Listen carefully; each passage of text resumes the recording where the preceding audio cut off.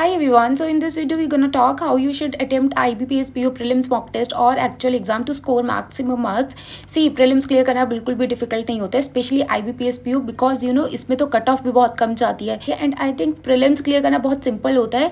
आपका selection of questions अच्छा होना चाहिए. अगर आपको पता है कि कौन से क्वेश्चन को इससे ज़्यादा टाइम नहीं देना है, आपको क्वेश्चन सिलेक्ट करने आते हैं, तो आपके प्रीलिम्स ईजिली क्लियर होने लग जाएंगे. सिर्फ आपको ये दो चीज़ों का ध्यान रखना है, प्लस आपको अपनी एक्यूरेसी मेंटेन करके रखनी है. तो I will tell you how you should attempt mock test और एक्चुअल एग्जाम. सबसे पहले इस तरीके से मॉक टेस्ट में ही स्टार्ट करना, तब जाके आप एक्चुअल एग्जाम में ये चीज इंप्लीमेंट करना. Let start with English. तो इंग्लिश में आपको सबसे पहले सारे मिसलेनियस क्वेश्चंस करने होते हैं, like match the column, cloze test, misspelled words, word replacement, या फिर एक ही सेंटेंस का रीअरेंजमेंट आ जाता है, वो वाले क्वेश्चंस. वो सारे क्वेश्चंस करने के बाद you have to move to error questions. उसके बाद आप एरर क्वेश्चंस करना, जितने आते हैं उतने ही करना, नहीं आते तो एक दो छोड़ देना. छोड़ दोगे तो कुछ नहीं होगा, फालतू की नेगेटिव मार्किंग लेने की जरूरत नहीं है, ठीक है. एरर क्वेश्चंस करने के बाद आरसी अटेम्प्ट करना. आरसी के बाद पैरा जंबल करना. देखो, पैरा जंबल करते टाइम ना आपका माइंड एकदम काम रहना चाहिए. आपको ऐसे रश नहीं होना चाहिए कि अभी तो आरसी पूरी पड़ी हुई है, तो आरसी पहले अटेम्प्ट कर लेना और पैरा जंबल आप लास्ट में अटेम्प्ट करना, ठीक है. नेक्स्ट बात करते हैं रीजनिंग की. रीजनिंग में सबसे पहले आप सारे मिसलेनियस क्वेश्चंस करना, जो भी वन लाइनर क्वेश्चंस होते हैं, प्लस आपकी इनइक्वालिटी के क्वेश्चन, सिलॉजिज्म के क्वेश्चन, ये सारे क्वेश्चन सबसे पहले करना. उसके बाद आप पजल पिक करना. अगर किसी पजल में 2 मिनट से ज्यादा का टाइम लग रहा है तो स्किप कर देना, वरना वो पूरा रीजनिंग खराब कर देगा, ठीक है.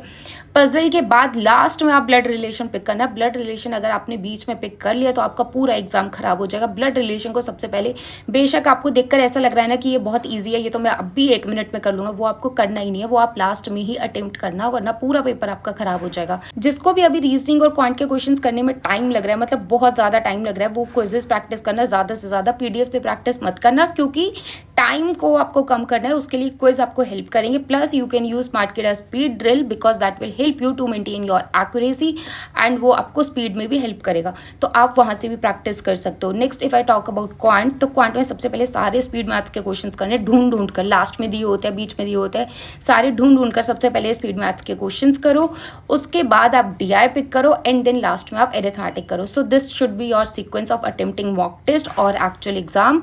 स्पीड मैथ सबसे पहले करना, डीआई उसके बाद करना, उसके बाद लास्ट में आप एरिथमेटिक के क्वेश्चंस करना. बीच में 1-2 क्वेश्चंस एरिथमेटिक के अगर आपको ऐसे लग रहे हैं कि बहुत जल्दी हो जाएंगे, like ratio based, age based, जो आपको लगता है कि आपका ये स्ट्रॉन्ग चैप्टर है और आप ये बहुत जल्दी कर लोगे, तो वो आप अटेम्प्ट कर सकते हो. बट आप एरिथमेटिक के क्वेश्चंस अगर वीक हो तो लास्ट में ही रखना. So yes, we have IBPS PO prelims after 5-6 days. ज्यादा से ज्यादा ना क्विज प्रैक्टिस करो प्लस मॉक टेस्ट. कोई लिमिट नहीं है मॉक टेस्ट कितने अटेम्प्ट करने, जितने आप दे सकते हो. 10 मॉक टेस्ट भी दे सकते हो ना. आप प्रैक्टिस करो, उसे एनालाइज करो.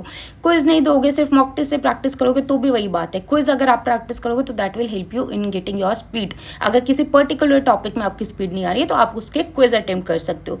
स्पीड ड्रिल से भी प्रैक्टिस कर सकते हो, that will also help you. So yes, that's all about this video. Thank you so much. Bye bye. Take care.